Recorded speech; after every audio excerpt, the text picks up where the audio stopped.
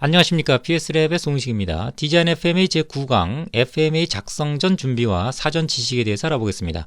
교재는 123페이지부터의 내용을 담고 있습니다.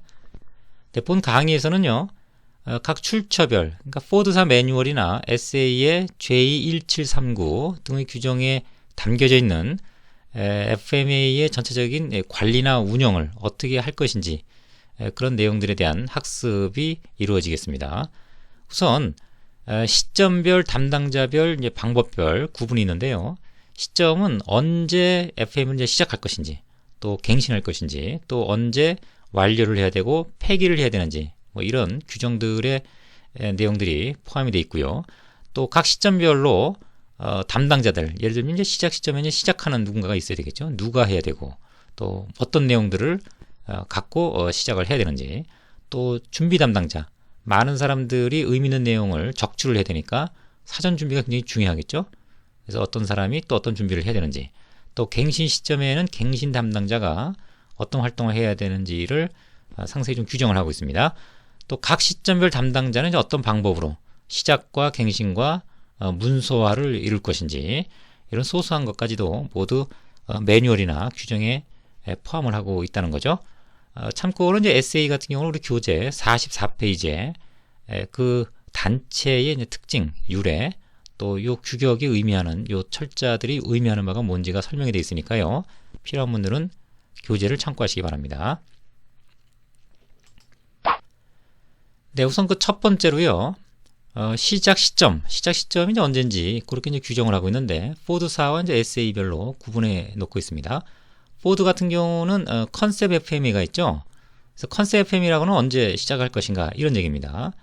우선 그 용도가 좀 설명이 되어 있어요. 디자인 FMA의 그 시스템 설계 규격을 제공한다. 제공하기 위해서 이제 컨셉 FMA가 필요하다는 얘기죠. 또 생산 프로세스 설계에서는 설계 그 제한된 내용을 시험하는 용도로 유용하다. 어떤 내용들을 이제 시험하면 좋겠다. 이런 내용의 용도로 매우 유익하다는 얘기죠. 그래서 신제품이 정의된 시점에서 시작하는 게 뭡니까? 컨셉 FMA가 되겠습니다. 만들어진 건 아니에요. 디자인 FMA이 들어간 것도 아닙니다.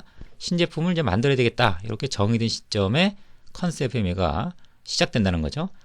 또 프로세스 FMA는 한마디로 얘기하면 이제 OM1I1E, 즉 Man Machine Material Method Measurement, Environment Information, 이런 것들에 대한 변경 또는 재배치, 그러니까 하기 전입니다. 들어가기 전이에요. FMA는 어떤 문제를 일으키기 전에, 또 활동을 하기 전에 문제를 해결하는 유일한 툴이라고 그랬습니다. 사후 관리가 아닙니다. 그런 의미에서 OM1I1E가 변경되거나 또는 재배치되는 그런 시작 시점 전에 바로 그 FMA를 시작하는 걸로 그렇게 설명하면 되겠고요. SA 같은 경우도 동일합니다. 컨셉이 마련되기 전 또는 완료된 시점, 이것은 디자인 FMA가 아직 들어간 건 아닙니다. 그래서 포드 같은 경우는 이것을 컨셉 FMA로 이렇게 대체하고 있다는 거죠. 프로세스 FMA는 금방 말씀드린 그 OM1I1E가 시작되기 전에 시작하는 걸로 그렇게 규정을 하고 있습니다. 네, 다음. 그러면 이 시작 시점에 이제 시작 담당자, 또 준비하는 사람들은 어떤 사람이 있고 어떤 활동을 해야 되는지를 설명을 하고 있죠. 시작 담당자 같은 경우는 이제 포드사 같은 경우, 네, 컨셉 FMA는 주로 이것은 제품이 아직 시작이 된 건 아니죠. 상당히 초기 부분이기 때문에 이런 거 연구 단계에 또는 혁신 단계에 이런 팀들이 이제 담당을 하게 되고요. 디자인 FMA 같은 경우는 실질적으로 제품을 이렇게 바꿔야 되는 사람들이죠. 그래서 이제 개발 관련된 그런 그 책임 엔지니어들이 시작 담당자로서 의미가 있겠죠. 또 프로세스 FMA의 시작 담당자는 프로세스 담당 엔지니어들, 소속 엔지니어들이 이제 참석을 해야 되는 그런 것은 우리가 충분히 예상할 수 있는 내용이 되겠습니다. 또 준비 담당자는 여러 사람이 모여야 되겠죠. 그러니까 한 명이 주로 준비를 하겠지만 전문가로 이루어진 팀 구성이 이제 필수적인 얘기죠. 이런 사람들이 이제 모여야 되기 때문에 한 명이 좀 준비를 하지만 상당한 어떤 그 전문적 소양이 좀 필요하다. 또 협력업체가 만약에 어떤 그 기술적인 내용을 갖고 있단 말이죠. 그러면 FMA는 그 협력업체가 진행을 해야 되겠죠.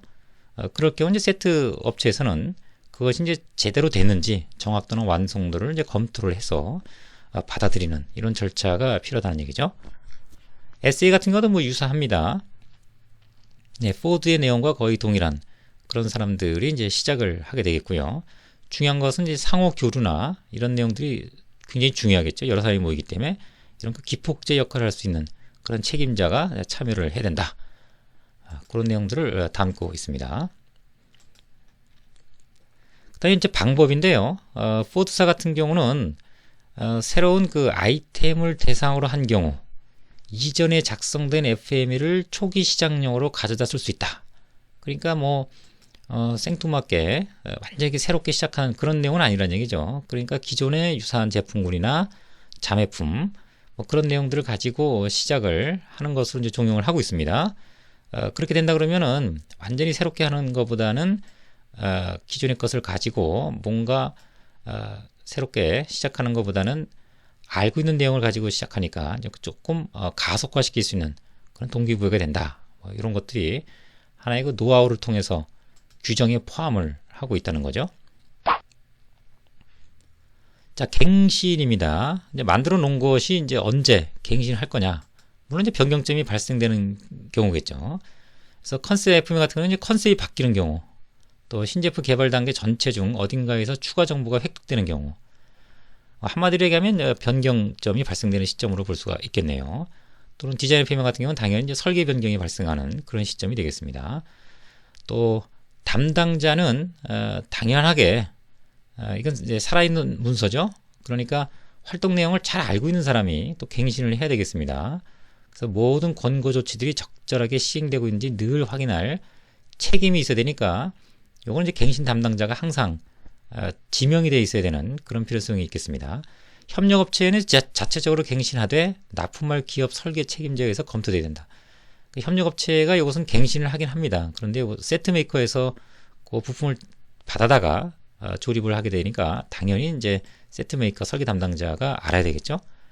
갱신하는 방법은 제품 또는 재배치 설계에 대한 갱신은 지네릭 FME로 시작하지 않고 그 이전 제품의 FME를 시작용으로 활용할 수 있다. 네, 이것은 하나의 방법적인 내용을 제시를 하고 있습니다. 또 완료 시점 같은 경우는 포드사의 이제 컨셉 FME 같은 경우는 시스템 설계 규격이 결정되고 설계 기능들이 마무리되는 시점. 이것은 디자인 FME 인풋으로 작용한다 그랬죠, 규격이. 네, 그래서 컨셉 FME는 이것이 완료가 돼야 끝난다 이렇게 볼 수가 있겠네요. 디자인 FME는 이제 설계가 생산을 위해 배포됩니다. 그러니까 디자인이 이제 완성되고요. 이제 생산해 줬습니다라고 생산하는 건 아닙니다. 아직 생산해도 좋습니다라는 그런 어떤 개념의 내용들이 해당 부서에 이제 배포되는 거죠. 또는 이제 신제품 개발 프로젝트가 이제 승인된 그런 시점에 디자인 FME가 끝나는 거죠.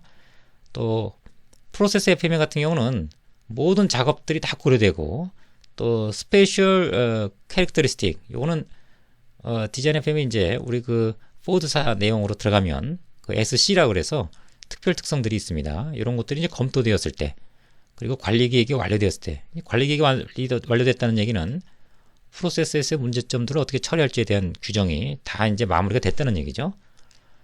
SA 같은 경우는 이제 툴링을 위한 생산 도면이 배포되기 전에 기본적으로 이제 완료한다. 생산에 들어가기 전에 디자인의 어떤 개념들이 정리가 됐을 그런 시점에 FME가 완료되는 걸로 규정을 하고 있습니다. 그 다음에 이제 문서화 방법입니다. 포드 같은 경우는 이런 산업표준 형식의 규정에 따라 SA 규정에 따라 문서화를 해야 된다. 완료 시점이 문서화를 해야 된다. 이렇게 이제 규정을 하고 있습니다. 끝으로 폐기 시점입니다. 폐기 시점은 포드사 같은 경우는 국제 정보 표준 기록 유지 시간표 스케줄이 있어요. 그 규정에 따른 것으로 알려져 있습니다. 이 내용은 뭐 공개적으로 되어 있는 건 아니지만 우리가 조금 더 찾아보면요, 이런 국제 정보 표준 기록이 어떻게 유지되고 있는지 뭐 내용 파악은 뭐 가능하리라고 보여집니다. 본 강의에서는 해당 내용은 설명하지 않는 걸로 하고 넘어가겠습니다. 네, 여기까지 기본적으로 FME 작성 전 준비와 사전 지식 각 출처별로 어떤 내용들이 담겨져 있는지를 간단하게 알아봤습니다. 설명을 마치도록 하겠습니다. 감사합니다.